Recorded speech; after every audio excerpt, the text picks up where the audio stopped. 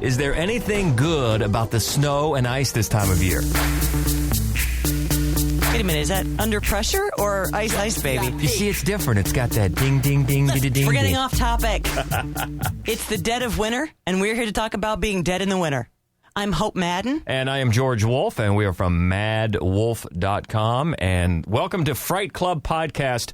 It's White Death, because I don't know how it is where you are, but we're in Columbus, Ohio, and right now we're getting about 8 inches of snow. Right. With a winter storm watch till later on this evening. So we figured, let's have some fun with it. That's right. And it actually was kind of fun to think about it in that way. Like, what are the best movies that represent, the dire consequences of the snow and ice? Right, because usually to get that scared, at least that's as scared as the weather reporters want you to be. Right. When that is in the forecast. Run for your lives. But this is the fun way. This is the fun White Death. And the more we got into this, at least for me, I'd forgotten about some of these. And I just thought to myself that it would be you're stuck inside. It's miserable outside. You can't drive, can't walk, can't do anything but shovel your snow. I thought, you know what? You're better off than, let's say, Jack Nicholson and his family. So you know where we're starting, back in 1980 with The Shining. Hi, Lloyd. A little slow tonight, isn't it? This is one of the most quotable horror movies of all time. And I love that scene. Hi, Lloyd. But you're right. There's so many great quotes. Here's Johnny. Has been, clearly. Yeah. Yeah, that's the big one. But I love that scene with Lloyd, and then there's the scene with Grady. You've always been the caretaker here. Yeah. Everything. If you haven't seen it, really, what's wrong with you? Get on it. Because it is a classic, all built around the isolation and the wintertime. Exactly. It's also, for my money, the best haunted house movie ever. But, that's not really the point today. The point today is that, he and his son and his woe-begone wife, they're caretaking at the Overlook, and they're stuck in the mountains, in the snow, can't go anywhere, can't do anything, and unfortunately he loses his mind and becomes a homicidal maniac, so that's problematic. Yeah, and especially at the end, the weather really becomes a factor. Yeah, huge. The snow mounts up, and of course Scatman Crothers has to take the snowmobile, and everything is shut down, and then, of course, at the very end, he's off chasing Danny in the maze, in the frozen maze.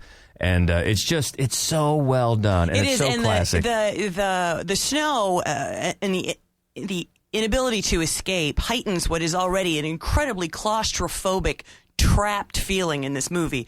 But everything about this movie is worth just, watching again and again and again. I mean, I love the sound of the whole movie. I love the sound of the big wheel on the carpet. I love the carpet. I love that crazy pattern of the rug down there. And, of course, we're not the only one. I mean, this has been examined and cut apart and too much. Well, although I want to point out, the best thing that was ever on television in the history of television, Treehouse of Horror Simpsons, The Shinning. It's my favorite thing I've ever seen on TV. It is so great. So great. And look it up if you haven't seen that. They do a takeoff on The Shining, and it's just... Oh, it's spot on. Just classic.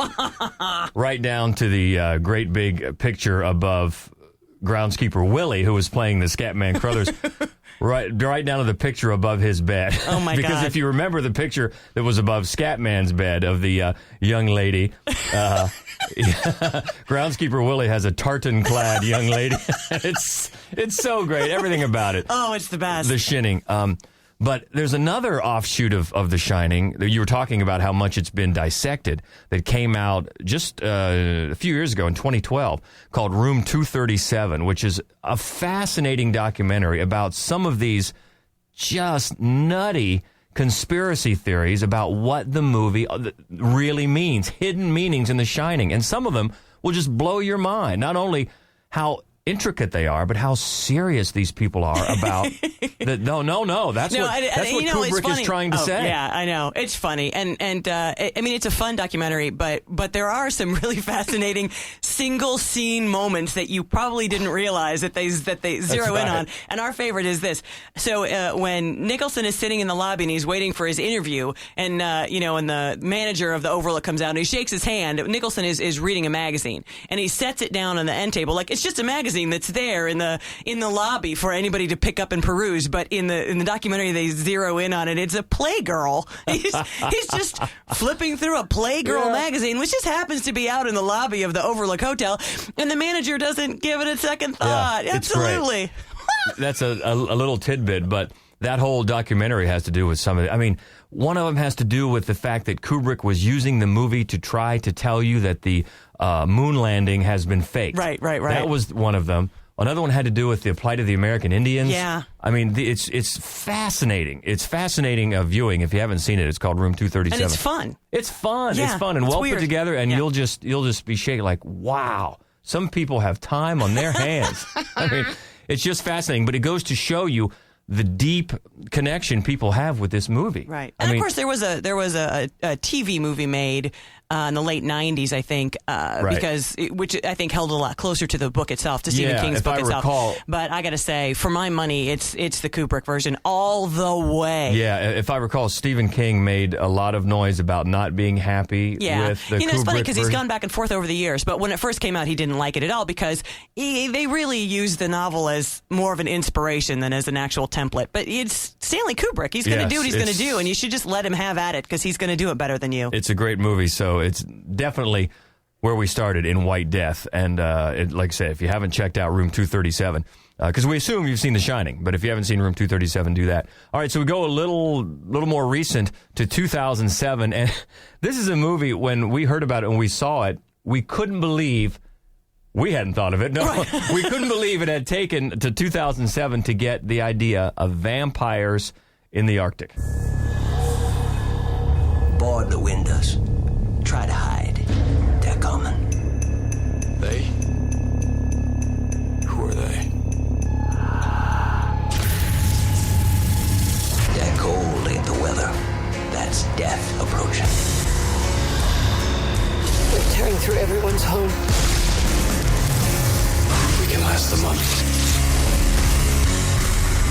That's right, 30 Days of Night. And it's funny because it is one of those where you're like, I cannot believe, they can only come out at night. Why? Of course they're going to go someplace where it's night for a full month. Of course they are.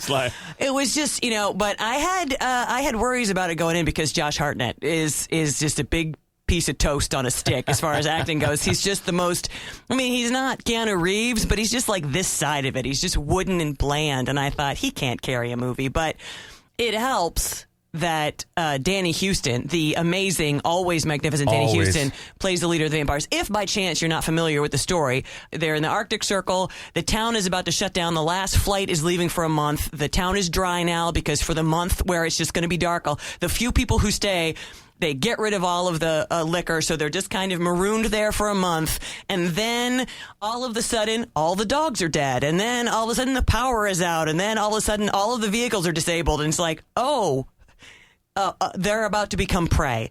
And it's so much better a film than I expected it to be. Yeah, it is, because it's, as we said, it's a great premise, a very obvious premise that went undone for so long. And in the clip that we play, that's Ben Foster, who is in prison, in the local jail, and he just warns them, it's coming, and that's what he means. The vampires are coming, and they are going to be prey. And then you also heard Josh Hartnett say there that he thinks they can hunker down and last for a certain amount of time. And it becomes quite a battle royale. And you're right, Danny Houston is so great in everything. And he really classes up this joint. He does. And not to slam Josh Hartnett too much, because he's fine. He's fine. He's actually, fine. He did a surprisingly decent job of it. Really asked to do. And I think the woman, Melissa George, I think is her name. And they're fine, but when Danny Houston comes in, then we up the ante a little bit, because he's and all great. vampires are really cool. They're very cool looking, and they speak their own language of some sort. They're more believable than your run of the mill vampire movie vampires are, like hordes of vampires are. And there's a great, really, really great scene where a lot of the survivors are all hiding in somebody's attic, and they hear a little girl crying. Yeah. And of course, they want to go to her. They want to go save her. And it's just this, it's really pretty tragic and heartbreaking. This little girl, maybe 7, 8 years old, walking down the middle of the street crying and begging for help. But she's bait. You see all the vampires on top of the houses waiting for whoever's going to come help her. It is a really excellent scene. I mean, it sets the stage. It lets you know we're going to go some cool places with this. Yeah, and it's not quite so much as The Shining, but the weather and the claustrophobic nature of the town is used to that same sort of effect. Oh, yeah. Everybody's gone. You're trapped. They're trapped, and like you said, everything's shut down, and it's going to be dark for a while. Right. So. I mean, so as far as the vampires are concerned, shooting fish in a barrel, basically. You're not going anywhere. You're stuck here. Right. So if that's one that has slipped through the cracks for you, check that out. 30 Days of Night from 2007, and I think you're going to like it. Another one, though, that is full-on fun, no way around it, is Dead Snow. Yeah, and that's another premise.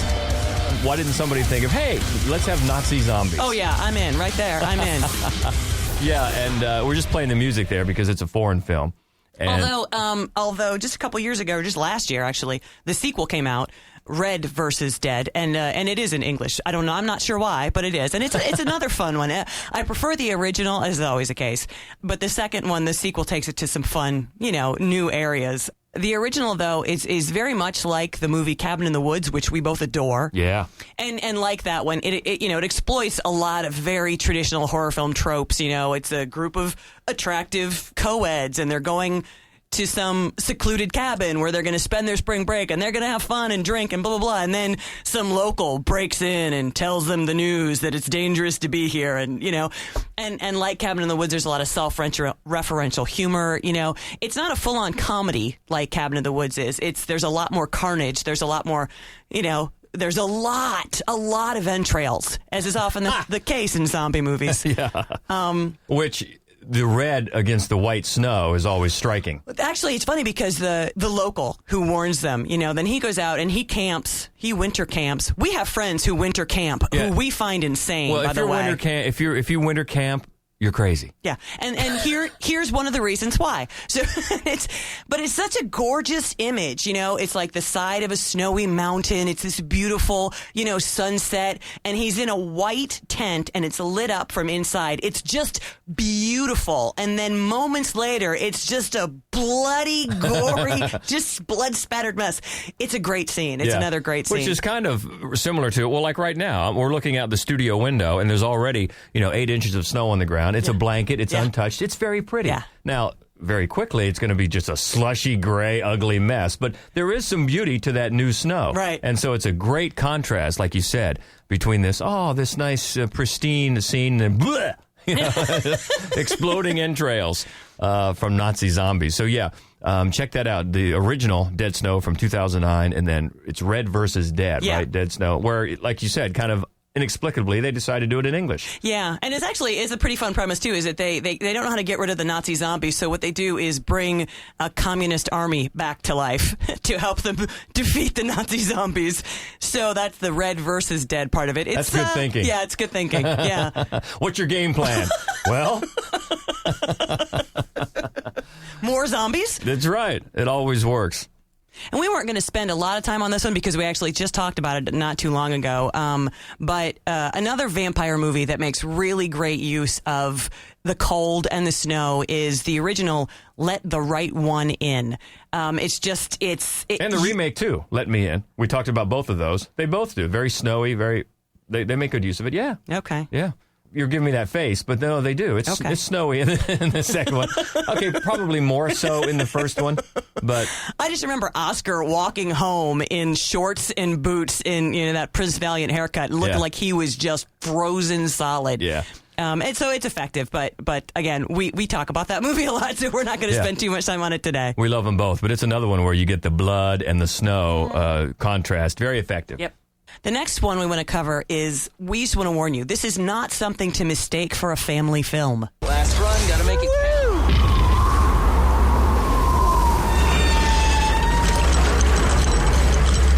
No one knows that we're up here. This is so messed up.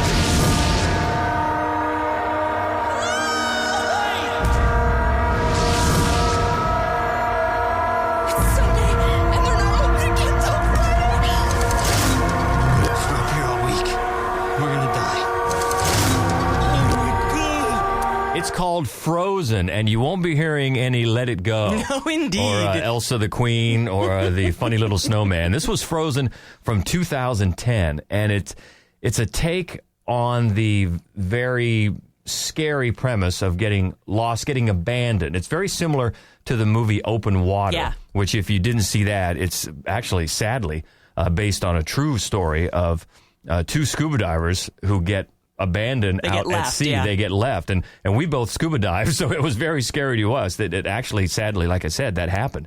And they turned that into a movie, very effective movie. Oh, I love that movie. So they're lost at sea. Well, this one... It's basically open water at a ski slope. Right. They take that last run before the holiday weekend, and as you heard in the clip there, they get stuck up there and quickly realize that they're going to be up there for a while. And they do. Well, it's Sunday night, and they're going to be up there until the park opens again on Friday. Yeah. So they're not going to make it unless they get down.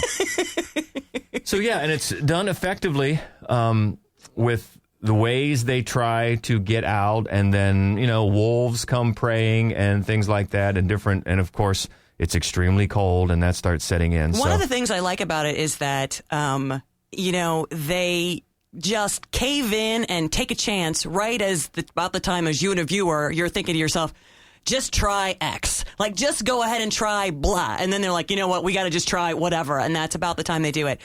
It's one of those things. So it's a guy, it's his girlfriend, and it's his best friend. So they got those built-in sort of relationship issues. But I don't think that and I think that they deal with it fairly realistically. The performances are pretty good. There's one scene or two where the effects, are not great, but on the whole, it's a really tense, very effective film. And it's written and directed by Adam Green, who's most known for the Hatchet films, which I don't care for. I don't either. I'm not a fan of the Hatchet movies. No. And those were really the movies of his that have really generated any real attention. This one is not over the top like that. It's so much better than the Hatchet movies. Yeah, it is. It's so much better. Even though, as you say, the production values, I don't think... Every once in a while, they're a little, that's not a hand. Right. They're doing as much as they can with most likely the budget that they had. Yep. And that's okay. That happens sometimes because the tension is there, and there are some very effective scenes. There's, the old legend about your skin getting stuck. Don't stick your tongue out at an icy pole. They kind of have a little bit of a twist on that that makes you squirm a little bit. Yep. And then, as I said, wolves get involved, and that's not nice. No. And it creates an awful lot of tension, and it fits this list because, the weather, the elements that they're stuck in very much comes into play because they know, even if they want to, they can't just sit there and wait because they're going to freeze to death. Oh, yeah, they're going to freeze to death. Yeah. So that's from 2010. I think this is one, especially now with the title Frozen, not a lot of people are aware of, because if you go Google it, Frozen, the movie, well, what are you going to get? You're going to get, Elsa. No, this is definitely an under-the-radar film. And my favorite Adam Green movie, I got a chance to talk to him, actually, when Hatchet 2 came out, and I spent most of the time asking him about this movie. But, yeah, it's definitely worth checking out. Yeah, and if you're a TV watcher, if you watch The Following at all, you'll recognize one of the actors, Shawn Ashmore, who's also in the X-Men. Yep. I forget what X-Men he plays. Well, he's like Mr. Freeze, right? Is that who he is? Yeah. That's funny. It is funny. I didn't realize that. But he's one of the leads, so you might recognize that face. But yeah, it's effective, and definitely a White Death type of movie, so absolutely. check that out just from 2010. All right, we got one more to go, and boy, this is one that really, really takes advantage, again, of the weather, the winter, the freezing, the snow, and the kind of isolation of an area. Mayday. Mayday. Anyone hear me? Over. This is U.S. Station 31. You read me? Found something in the ice. We need some help down here. Can anybody hear me? We found something. We found something. We found something. Yeah, I imagine you recognize that as the John Carpenter classic, The Thing. The Thing. Most beard-tastic movie ever made. It is. The Thing, the original from 1982. Well, actually, it's not the original. Right. The original it's a was bit of a remake or a twist on a 50s movie called, I think, The Thing from Outer Space. Thing from Another Planet. Thing from Another Planet. I think one of those two. But most people think of this one as the original because it was redone in 2011, Mary Elizabeth Winstead version, and it was not as good. It was all right. Yeah. But anyway, we're focusing on the one from 1982 because we were just talking about the effects and everything in Frozen, but going back to 1982, the effects are not going to be what you'd see today. But you know what? They really still stand up. hold up. They do. They do. They do. They stand up. It's and like you said, and I think that the best of these films, The Shining and 30 Days of Night. I mean, the best of these films really take advantage of you've got this wide open space, and yet it's still very claustrophobic because of the isolation. You are trapped. You are helpless. And The Thing is more effective in using that than anything, because when you're inside, everything is incredibly tight and cramped and close and kind of sweaty and kind of nasty. And plus there's like, where is it? Who is it? Where's he at? Right. And then when you're outside, well, it's really not that much better because there's nothing to do outside but die. Yeah, and in this, the alien can assume the form of anything. Yeah. And so it really works on that premise because as the characters are looking around, they're not sure if you are you or you are the alien.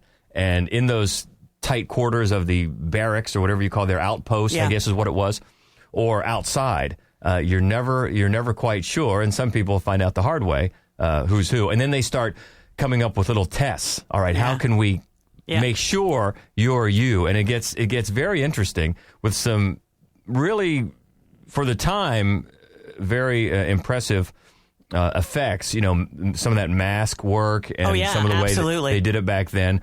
And you know what? For my money, a lot of times, even today, it's preferable to some of the CGI that they do. Yeah, I agree. Because you can look at it and, okay, the exploding head or whatever looks fake in a certain way, but I think it still holds up to this movie. In fact, I think this movie as a whole holds up very well. Oh, I absolutely agree. And for me, it's the best John Carpenter film. And actually, John Carpenter has said that he thinks it's the best film he's made. And I love Halloween. I love Escape from New York. I love a lot of his movies. But I think this one is so much better than anything else he's ever done that it's kind of amazing. Yeah, it is well done. And then when they did the remake, I wouldn't really call it a remake. It was really a prequel. It was a prequel. It had the same title, so you didn't know that going in. Which, honestly, was probably my most favorite part of that movie. Absolutely. Because at the very end, when you see the dog, you realize, oh, wait, that's the opening scene to the next. So they use it as you realize it's a prequel. And sorry if you haven't seen it. We just spoiled that for you. But that was, I thought, okay, that's well done, even though the movie as a whole doesn't hold together. No, it's a little hit or well. miss. It's got some got some really good parts to it, but on the whole, it's kind of hit or miss. And speaking of John Carpenter, I don't know if you saw this. He just recently released an album. Shut up. Yeah, because if you remember, he composed the theme, the very, very effective theme. It's my ringtone. Ringtone on your phone, yeah. He's probably getting royalties every time that rings. He composed the theme to Halloween. Yeah. And I just saw a blurb, I think it was in Rolling Stone, that he put out an album of some of his compositions. I don't know if there are themes to other things he's done, but that was interesting. I just remembered that. Christopher Lee put out an album last year. He did? Yeah, and he sings. He's got of course that. he does. He's got that gorgeous baritone. Yeah, it's weird. It's pretty weird. It's sort of metal. It's sort of operatic. It's very, very weird. But if you hear a couple of cuts, it's super Christopher Lee. You're like, oh yeah, this is totally what he would do. All right. Random bits of information for you. There you go. You're welcome. So that's your White Death countdown. Some good ones if you're hunkered in, like I think we're about to be. The Shining, 30 Days of Night, Dead Snow, and if you're adventurous, Dead Snow 2. Red vs. Dead. Frozen, which we're sure you probably haven't seen, but you probably ought to give a chance. Hey, honey, the kids want to see Frozen. And their therapist will get in touch with you later. And The Thing from 1982, then the reboot in 2011. So as we're waiting for the weather to break, if there's any that we forgot, please let us know. We love getting that feedback. The Golden Spiral Media voice feedback line, always open at 304-837-2278. Or if you go there to goldenspiralmedia.com, you can also just submit an audio feedback response, or of course just a comment right there on our page. And of course you can just get in touch with us more immediately through our own Twitter page at Mad Wolf. Yeah, keep the conversation going. We love to go back and forth on Twitter. That's MADDWOLF. And our website, madwolf.com. So we love it. It's Fright Club. And until next week, Stay frightful, my friends.